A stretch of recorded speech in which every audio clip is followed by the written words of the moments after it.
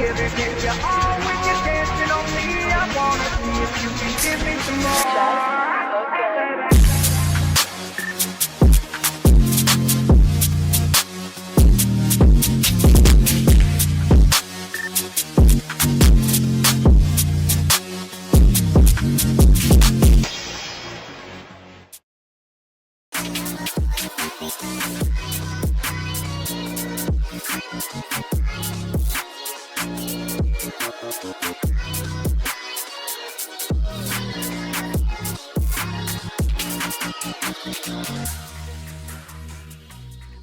We're going to be checking out what Austin is all about. And at the same time, we're going to be interviewing an entrepreneur over here in Austin, Texas. Now, let's go ahead and check out this building over here. Look at this amazing, crazy, beautiful building. Now, what I've heard that this building is going to be pretty much the Porsche of Miami, the amazing big building. And if you take a look down here at this construction over here, that layout is starting to look like Miami, right? It's starting to feel like Miami, right? So as you can see, Austin is growing actually a lot faster than I had anticipated. You know, it's growing, man. Austin is coming up, but check us out. We got that one building. We got this construction building as well. Looks like it's an amazing building over here. What is going on, you guys? We are back with another season on HighLine Executives on the Young Entrepreneurs Podcast. Today, I have a great guest with me. Maximus, go ahead and introduce yourself and tell us what you do. What's up, guys? I'm Maximus Vecchiet. I run Austin's largest exotic car rental fleet. You know, so I had actually originally wanted to get into this business, but on the Turo side of things. Mm-hmm. And I was doing all of my research, and I actually just dropped out of college. I was 18. I'm over here doing some research, and I was talking to my dad. Mm-hmm. I was like, Dad, let's get an exotic car. You know, let's do it. And he's like, well, we don't have the money for it. Well, maybe we can take a loan out against the house. Yeah. And I did all my research, and I was like, no, we can do this, right? Mm-hmm. I'd believe in me. He's like, I don't think we can do it. Sure enough, 2 weeks later, I meet my business partner at Whataburger at 3 a.m. Holy shit. And from that day, we had started things. Mm-hmm. But I guess what really piqued my interest is just me, having a love for cars. Mm-hmm. Before, being an entrepreneur, I played baseball. And so the only two things that I knew were cars and baseball. So I was like, you know what, let's pursue, what I do know. Yeah. And now starting that business, did you come across any hurdles starting off?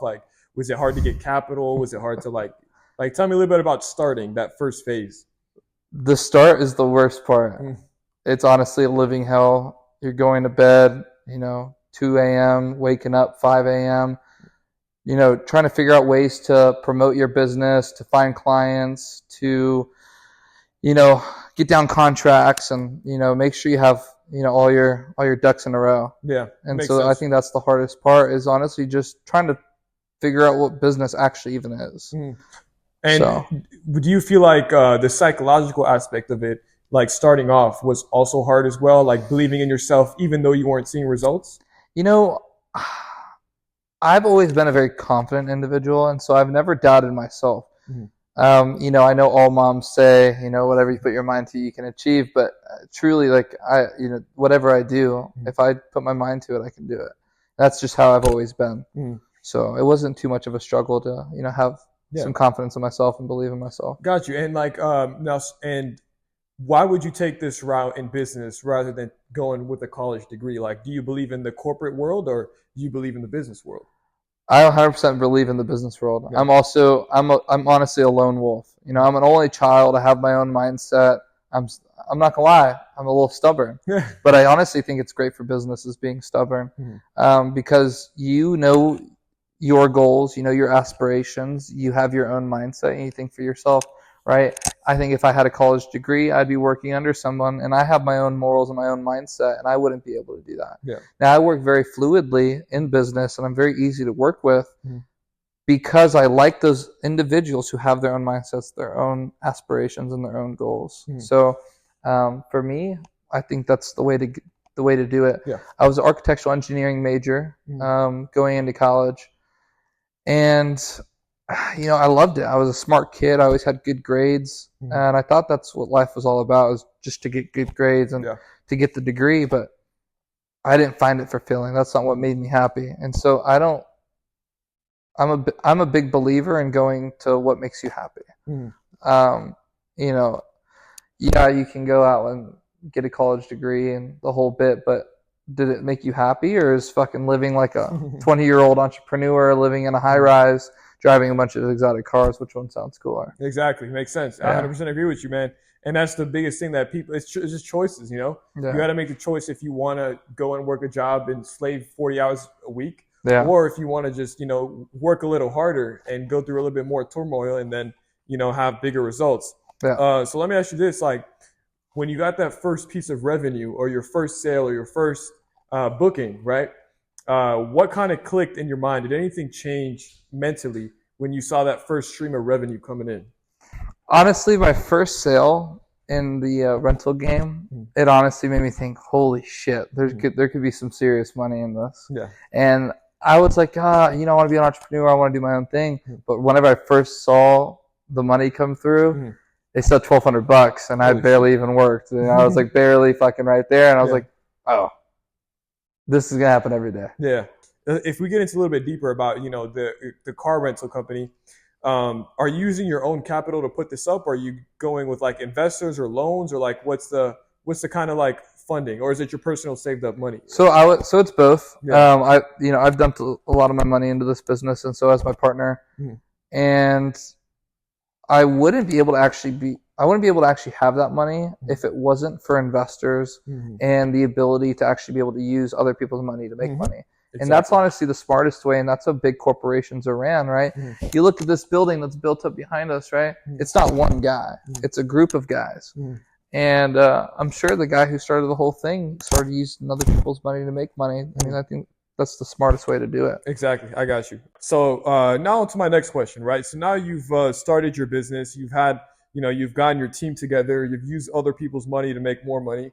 And at what point did you decide of like you've hit a plateau of like, okay, I'm starting to make money, but I'm not seeing like this is not the millions that people were talking about. So essentially the question I'm asking is that like, what did you have to do to take a step back and realize, oh shit, I need to scale my business? What point was that for you? I would say it's whenever we had a big inventory. So at one point we had 28 cars here in Austin, and it was actually around the winter months.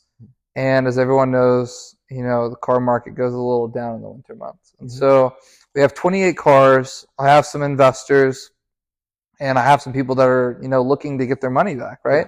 You know, that's what you do whenever you invest. Yeah. And so it's the winter time, and I'm not getting any rentals. And I'm thinking, shit, I got 28 cars, no rentals. Like, what do I do? And so that's whenever I started going out to more events and started networking a little bit more to grow my network. Because at first I was, you know, I felt accomplished. I had such a big network, and I was able to feed rentals through that network. And at some point it ran out. And so I was like, okay, I have to go out and network again. And so I don't think networking should ever stop. I think you should always continue to do so. Yeah, and that's what I figured out was, okay, hey, just because you think you have a big network doesn't mean that you know everyone. You can always grow and always become better and always know more people. And that actually brings me to my next question. What was the most fascinating thing you learned about people as a young entrepreneur? There's a lot of snakes out there. There's a lot of cold individuals, but you know, you just have to keep pushing. You just have to keep going. Find your circle. And that goes along with networking too, right? You start getting to know more and more people, maybe your circle can grow, you know? You don't want everyone in there, but you want the good people. Exactly. Makes sense. And do you believe in luck in business, or do you believe that you can create your own luck? I think it's all manifestation, right? Like people would say I got lucky meeting my business partner at 3 a.m. at Whataburger, but it's funny because 2 weeks before that, I was actually wanting to start it on my own. So I really think it's just manifestation. Yeah, and it just comes together, right? Yeah, I'm a big believer in energy, and I believe wherever you put your energy, you put positive and negative energy around, it's going to create a situation. Exactly, I believe that as well. And what was like the single most best piece you've ever, what's the best piece of advice you've ever received throughout your journey? It's probably whenever my mom said, whenever you don't know anything, or you're not an expert at knowing something, just keep your mouth shut. I was like, perfect. And I used to not do that, and it put me in a couple of holes. But I would say ever since I started shutting my trap, whenever I'm not an expert on something, I think that's really helped me out because you get to learn. you're not learning while talking, right? You know, right now you're silent, you're listening to me, and you're learning about me. But if we were just talking back and back and back and back, we wouldn't learn anything about each other. Exactly. That's a good piece of advice, because you know a lot of people, they just end up, you know, thinking that speaking is more important than listening, but reality, the power and the knowledge is in listening, you know, Yeah. and listening and retaining information, right?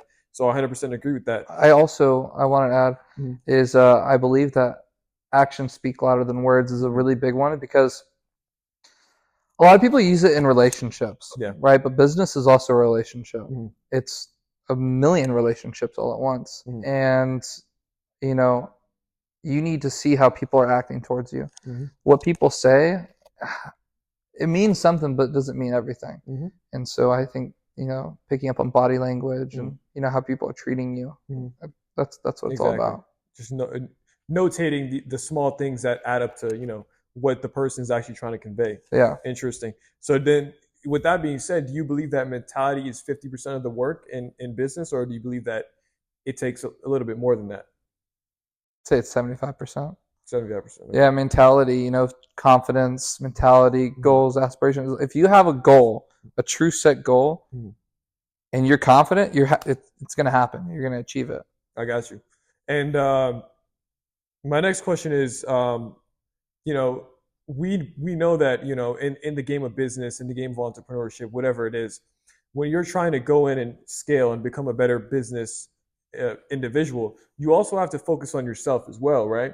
So what changes did you see in yourself that you had to improve, like self-improvement wise, that kind of reciprocated into business? So for me, I was this stupid little jock kid messing around, doing stupid stuff. And I think honestly what's changed about me is my maturity level. And it happened overnight, honestly. I honestly just kind of flipped a switch, and I was like, I felt like a 40-year-old man in a 20-year-old body. Yeah. And business did that to me, because I got to see a lot of bad people, and I was like, okay, I got to mature up. You know, I don't want to be like these individuals. And you know, I was like, you just got to straighten up. I don't really know how to answer that question, to be honest with you. I don't. But you know, it's interesting actually you say that, because majority of the people like that I do interview, they kind of say the same thing, because it's not something that you just like kind of just look at. It kind of just happens, right? It kind of just happens because you're so dedicated, you're so focused on the ultimate goal. It's just like you kind of are just forced not to go to the clubs every single night, right? Yeah. Or like you're kind of forced not to drink. You need to have sharp thinking, you know? So it's like you kind of just redirect yourself in a way. So respect to that. Yeah. Now, if you can go back in time, I know that you're already young, right? But if you can go back to when you first started in this business, what would you tell your younger self to do different of how you came up? I wish I would have structured things properly in the beginning. I was honestly more chasing money than I was actually building the business structure.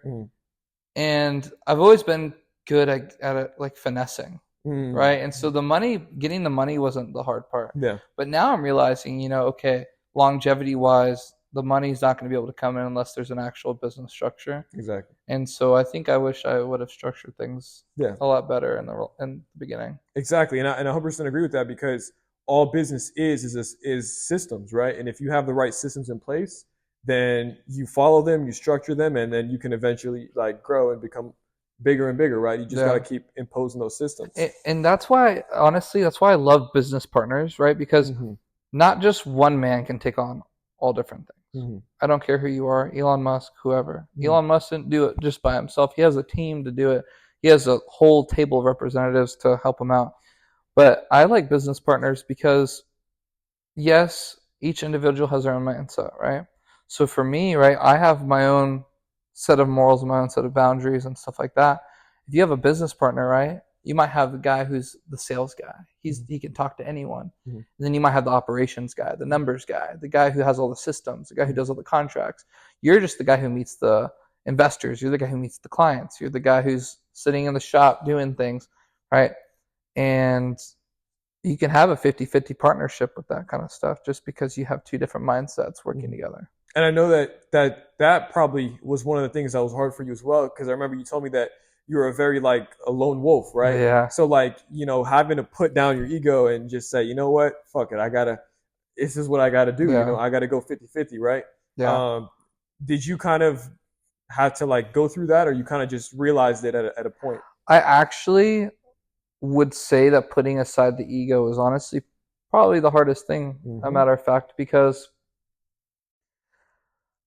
putting away the ego helps you out so much, because you don't burn any bridges, and you're a people's people, you know. It helps you out creating relationships. You walk into a room, you can see the guy who has an ego, you can see it.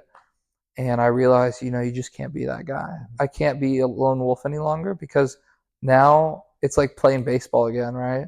You have to have you're with the team. You have to be a team player, and you have to work things out with, you know, with your whole network, with your team, with your partner, whoever it might be. It's funny. That's actually what me and my buddy were talking about the other day. We were talking about how, like, look at the Mavs and the Celtics right now, right? Yeah. Why is the Dallas falling down, and why is the Boston just whooping their ass? I mean, yeah, cool. The Mavs, they have Kyrie Irving, they have some cool guys on the team, whatever. But the Boston Celtics, they're all like kind of average guys. They all split the work all between every single one of them, right? And that's like the structure of a business, like we were talking about, is, you know, it's everything. Everybody's good at one position, and if they all play their position 100%, then that makes a successful business, a successful team. So, so that's that. What kind of things did you do for the marketing aspect of it, right? Because we know that in business, marketing is a very big role and key player. What kind of marketing did you do starting off, or was it through word of mouth? So the way I started at the beginning was word of mouth, right? I told you I had a big network. I knew a lot of people in the car community here, and that's how I started off. Did great, right? I'd go out to you maybe, and then maybe you'd go over to Joe Blow the next day and say, hey, this is what I did, this is how I did it. And the word would spread like wildfire. Sooner or later, the wood stop. The fire blows out, and there's nothing left. So then it's like, okay, well, what do I do? So I started going on Facebook. I started going on Google. I started going on my own personal pages and trying to figure out the best way to go about it. And how then I started was Facebook. I didn't start running actual Facebook ads. What I did is I just went to Facebook Marketplace and just put, you know, a picture of one of the cars and told them to call me. And I actually got a lot of business running through that. Wow. I got 20 requests in 1 week. Wow. And so 20 times 1,000, do the math. So that ended up having to stop. Facebook caught on to me, seeing that I was running ads on Facebook Marketplace without paying any money. So I was like, okay, well, you know, we got to figure out some more stuff. So then I started blowing up my actual personal Instagram page, and it's been doing really well for me. There you go. I like that. You know, and that's the thing, is that in all these businesses that I've, you know, interviewed, is that there's always a point in time where you hit the valley of despair. They call it the valley of despair, where things get bad and rough. And that was actually very genius of you that you switched it up. And instead of the word of mouth, you go into the Facebook ads, and you just marketplace, whatever, you try to switch up the marketing a little bit, right? Now, where do you see yourself in the next 5 years in terms of scaling your current business? So right now I'm actually in the works of trying to open up a dealership. Wow. If you look at some of the biggest exotic car rental businesses in the United States, they are structured as a dealership. And we could go down the long rabbit hole that there is on why. But honestly, there's just more money. Your liability is lower. And there's honestly minimal risk at that point whenever you have a dealership.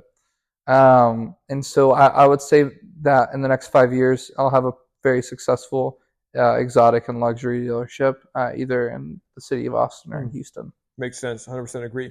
Now, let me ask you this. Do you think somebody coming in that's a young entrepreneur that wants to get into the game, they have nothing, they have no stepping stone, would you recommend them to go and get a job first and stack up some cash, or would you tell them to go straight into business? Straight into sales is how I would do it. One thing that I haven't told you yet is I actually started in solar panel sales. Oh, wow. So in that time that I had said that I wanted to start that Turo rental gig with my father, while I was doing that, I was running solar panel sales. I worked for Freedom Forever and Apricot solar panel company, and did really well. I was making good money, but I was working my ass off. I was working every single second of the day. Lost my life, lost my happiness. Yeah, I was racking in good money, but being 18 years old, making a lot of money, you have a lot of bad spending habits. And so honestly, at the end of the day, I kind of came out of it with nothing. And so, you know, I would say go to sales. It honestly taught me every single base level thing that I need for business. I would say that in sales, you will learn just about the same as if you went with a 4-year degree. Wow.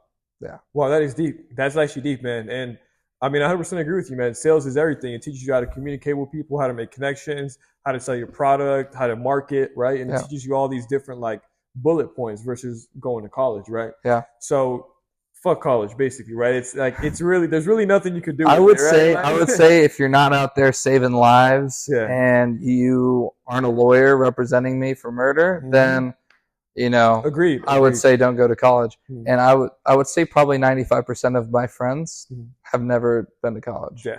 Yeah. I mean, and it's starting to get less and less needed now. You know, I would say that that society and what the world calls for these days does not require college. Yeah. And honestly, I think it's because a lot of younger people are starting to learn on like with media. Yeah.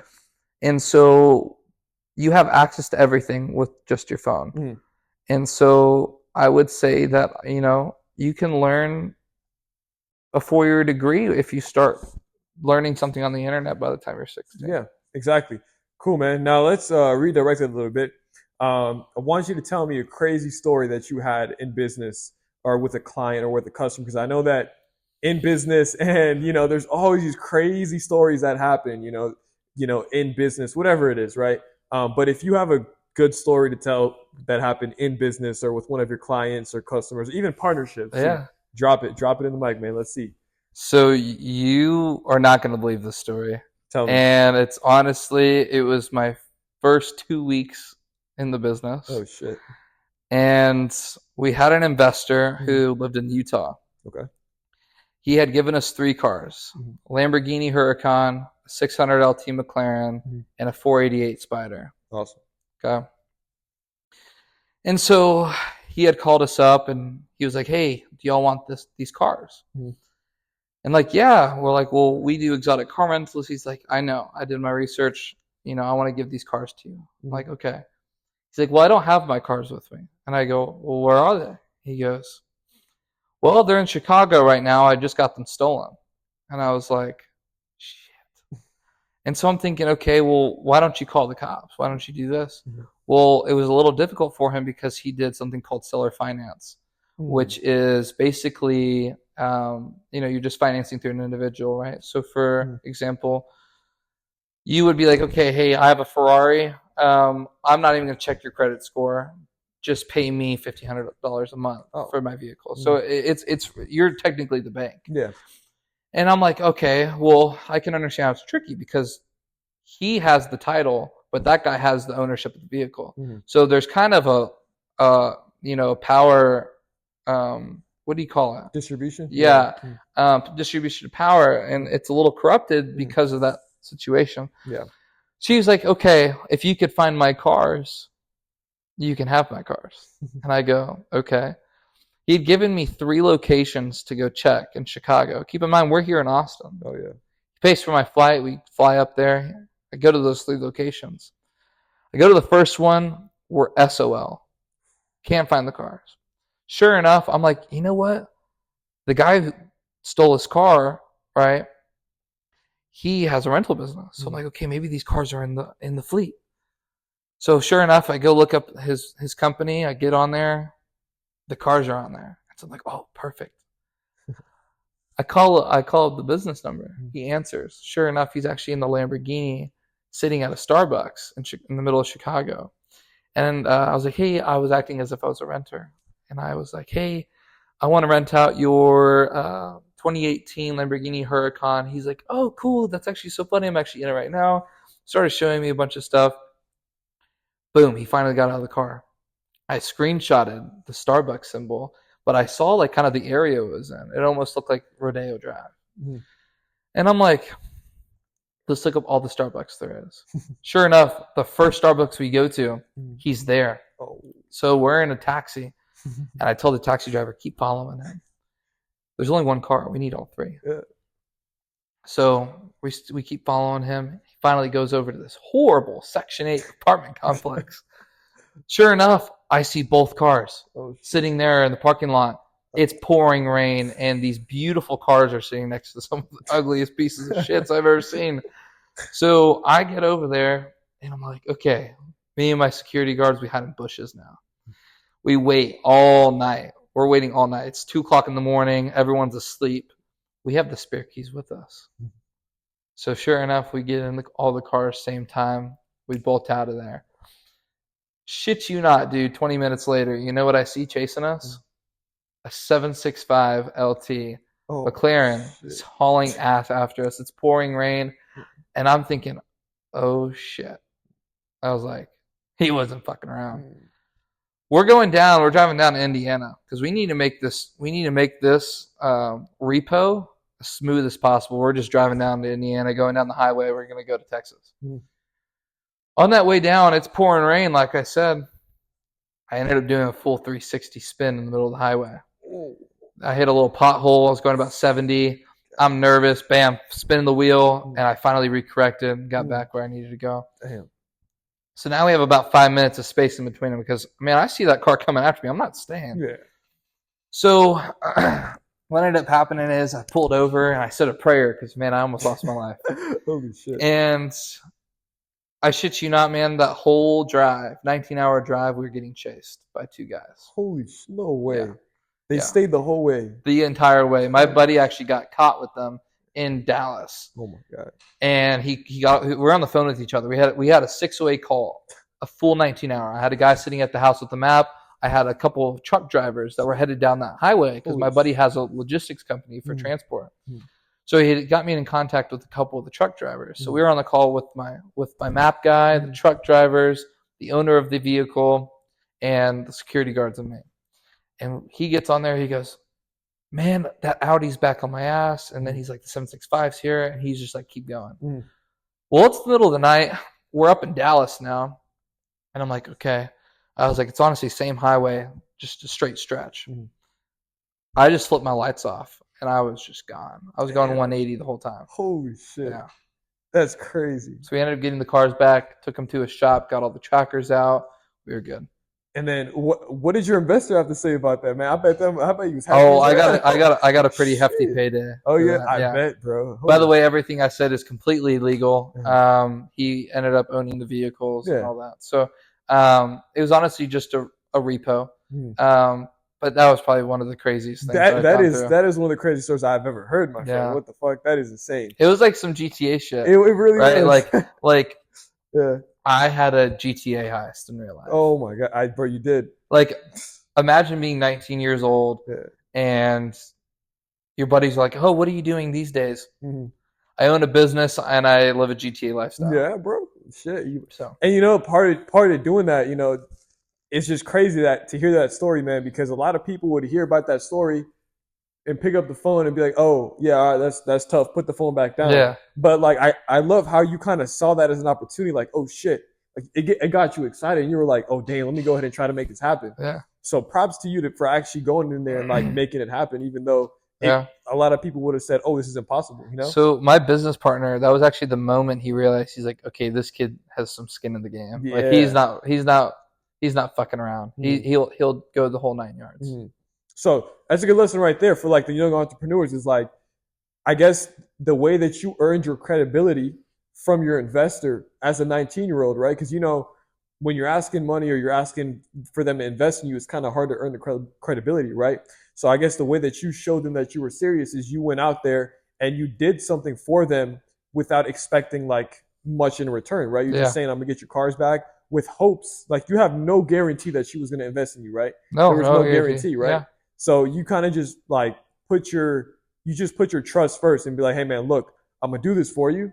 and you didn't say, "Oh, I need 20 grand. Like, pay me 20 grand to do." No, like you didn't ask, right? For all I knew, this guy could have just been asking me to do something illegal and say, "Hey, I didn't want to do the dirty work. You do the dirty work for me," giving me the hopes of getting those 3 vehicles. But no, he actually ended up giving me the 3 vehicles. We ended up renting them out. Wow. It worked really well. Wow, that's good to hear, man. That's good to hear. And that was what, the first or the middle part of your business? That was 2 weeks in. Oh, 2 weeks in the business. Holy shit. What a ride, man. Yeah, it was pretty crazy. What a ride. Okay, so that's good. That was a good story. So tell me about right now. Like, how are things going right now in the Austin market? Like, is Austin growing or declining? Austin is growing rapidly every single second of the day. I can see this building here, man. It's still being fucking built. Like, yeah. So actually, around us, we have 1, 2, 3, 4. We have 4 buildings being built just on probably this 3-block radius. Holy shit. Yeah.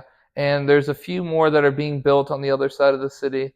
So it's growing very fast. So that's all of these are all residential too. Oh, residential. All residential. Oh, wow. Yeah. So there is big opportunity for you to kind of scale your business and 100%. I believe that this will be the new, almost like Miami, LA. I believe that's what it's going to be like.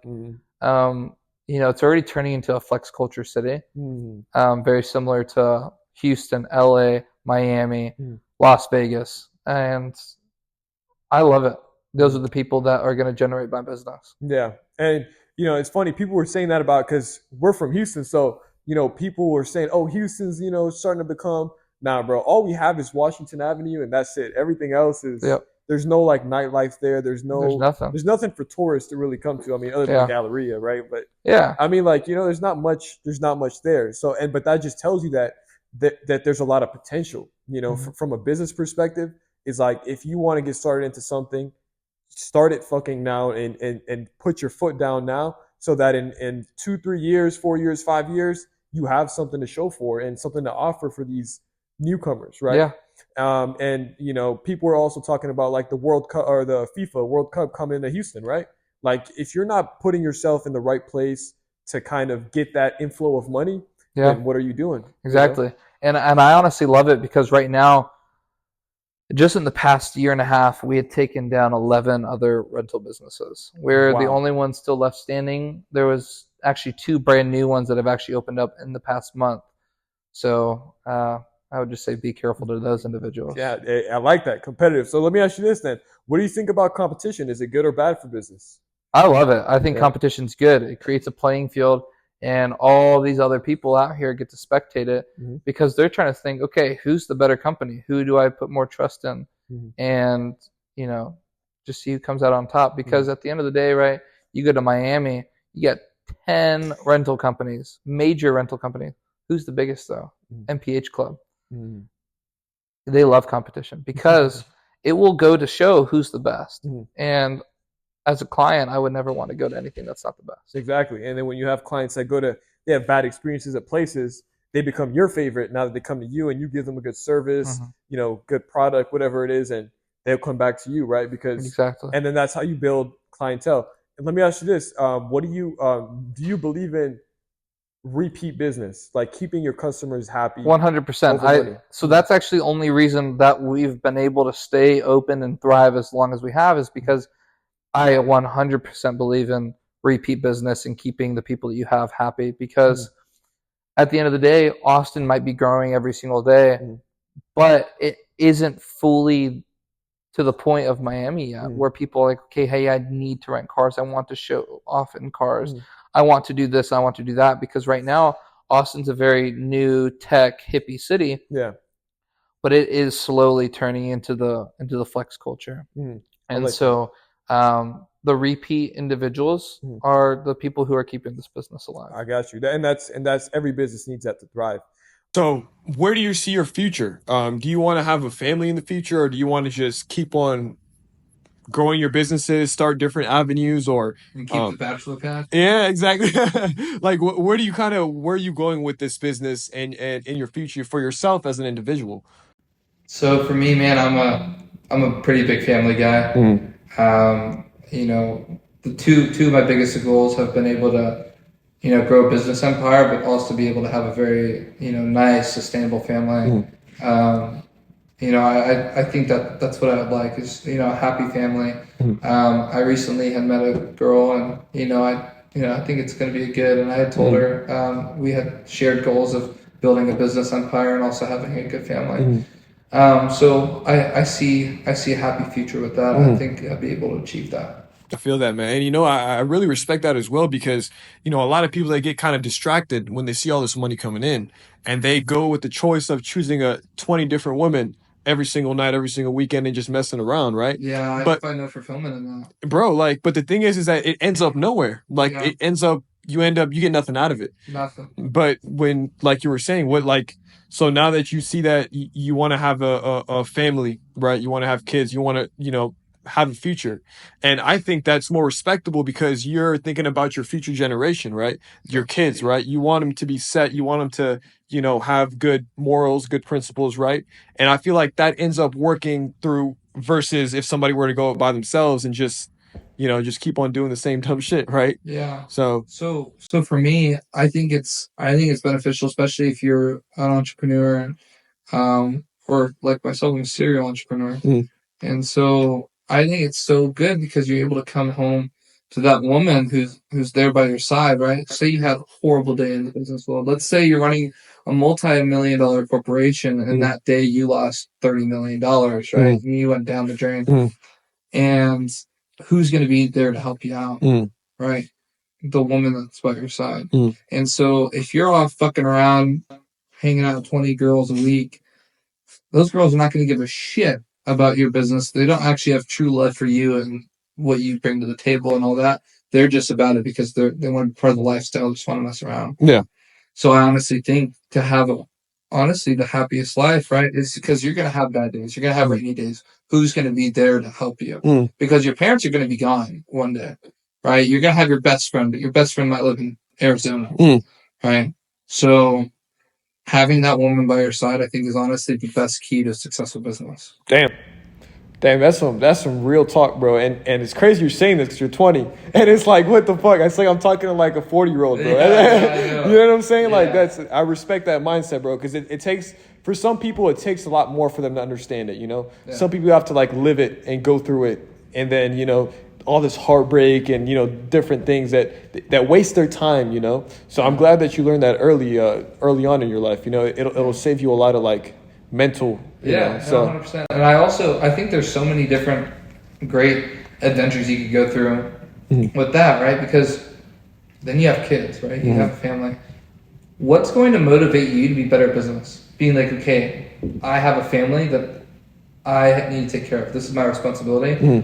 What's a better driving tool than that, right? Is being able to have a family. Being like, okay, I have so much love for these people. How do I make them feel like there's no worry in the world? Stay on top of your business, fucking grow it. And in the principles of business, it says that you need to have something that you would like kill and die for. And I feel like if you have a family, that even puts more responsibility, more pressure on you that you need as a businessman to actually get you to the next level. Yep. So pressure makes diamonds. Pressure makes diamonds. That's a good one. Pressure makes diamonds. Now that right there is a good point. Now, with that being said, how do you know when it's the right time to do something like that? Or is there even a right time?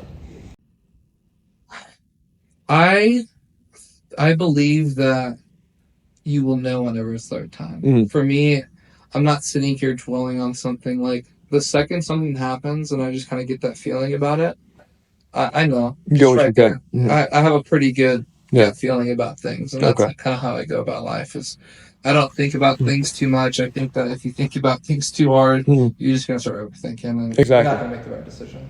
I got you. So go with your gut. And that's a good point as well. So let's kind of divert into a different kind of topic, kind of controversial as well. What do you think about consuming versus creating content or consuming any kind of social media? Because nowadays is like, I see a lot of people our age, actually, 2022, they're consuming a lot of content and they're thinking that they're really fucking smart because they watch some fun facts, right?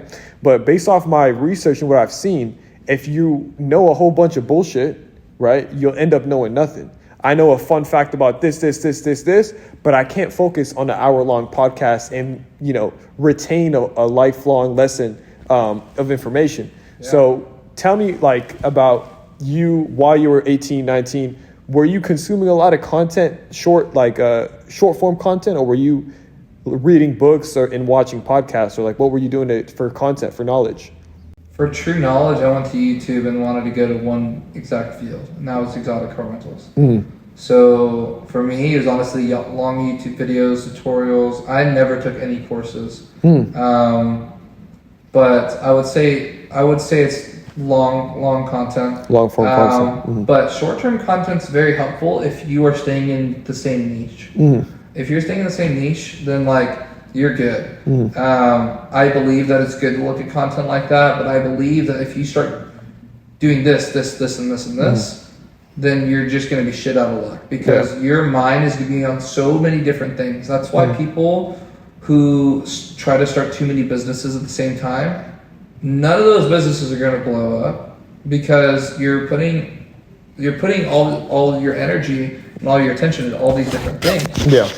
A true serial entrepreneur wouldn't go into the next business until it's fully grown and it became fully passive. Exactly. So focusing on one thing is definitely a lot better than focusing on 3 different things, right? So you 100%. Believe it, you're against the concept of multitasking and being able to run 3 different or 10 different businesses. Well, I wouldn't say that. Or start. Because you're going to be multitasking just in one business. Yeah. But I think that literally putting your attention to 4 different businesses at the same time isn't helpful. I tried it, did not work for me. So now I'm like, okay, hey, let's just stick to what I know. Let's stick to my guts. So it's done me well just focusing on one thing. Yeah, I definitely respect that.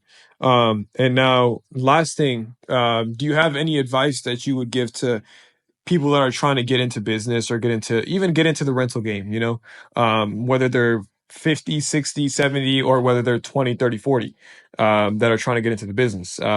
What kind of advice would you give to them? Well, if you come to Austin, I'll be here waiting for you down. But on a real note, just know that it's going to be one of the hardest businesses you'll ever run into. Yeah. There's a lot of stress, a lot of back end stuff that a lot of people don't know about. And they won't know about it until they get in the business. And it's honestly a rude awakening. You're dealing with a lot of questionable individuals. Yeah. You're not just dealing with multimillionaires, you're dealing with all sorts of people. Yeah. And you gotta stay on your toes. You gotta be careful, and you need to, basically have eyes at the back of your head. Yeah. The whole time. You're always gonna be running around, always gonna be driving. So honestly, if you like being behind the wheel, you found the right job. But my biggest advice to someone who wants to get in this business is be careful with who you trust. 100%. There's a lot of snakes in this business. Understood. I feel that. And in your current business right now, do you have any opportunities for people like me, my friend, or people that have some extra cash sitting at home that want to invest in your business? Do you have any opportunities for people that have cash, that want to invest with you? Yeah, so we have different options. As far as what me and my business partner have talked about. We have people who, want to give us hardcore cash loans, and obviously make the money with maybe a 12 to 15% return. But we also accept people who, let's say, for example, you have a Lamborghini Huracan sitting at home in your driveway, and you're like, these payments kind of suck. I don't really want to make these payments anymore. Well, that's where I come in, where I'm like, okay, listen, I can get you guaranteed 5 rentals a month on your Lamborghini Huracan, $1,200 each. He's like, perfect, that's all I need. And we'll be able to make a lot of money doing that, because that's just the fucking minimum, right? And so that will cover his note, give him some extra cash in his pocket, and make me money. And so we took all sorts of different things, whether that's liquidity. We start using other people's credit. So I might have $20,000 saved. I have too many open autos. So then I'll be like, hey, Jeffrey, I need to use your credit. I'll give you the 20 grand down. Let's go get a Urus. And so there's different options. There's different things. I like that. So you basically make it a win-win situation, right? Where you're making money and I'm making money, right? I like that. All right, you guys. So thank you guys for tuning into the podcast. Thank you guys for tuning into the podcast. I love you guys. Make sure you guys stay tuned, like it up, drop some comments. Let me know what kind of questions you guys want me to ask in the next videos.